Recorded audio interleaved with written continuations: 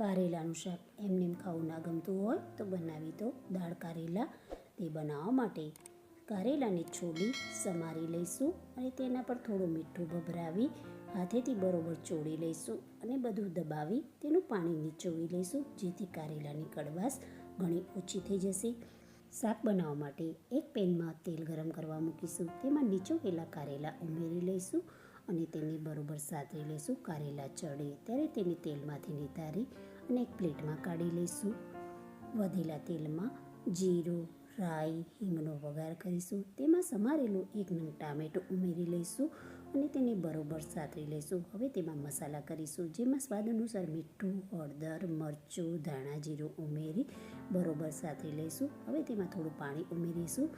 બધું બરોબર મિલાવી તેમાં હળદર, મીઠું નાખેલી બાફેલી ચણાની દાળ ઉમેરી લઈશું અને તેની પર સરખી રીતે મિલાવી ઢાંકણ ઢાંકી દાળને થોડીવાર માટે સિજવા દઈશું. દાળ થોડી સિજાય ત્યારે તેમાં સાતરેલા કારેલા ઉમેરી લઈશું અને બરોબર મિલાવી ઢાંકી થોડીવાર માટે તેને પણ સિજવા દઈશું.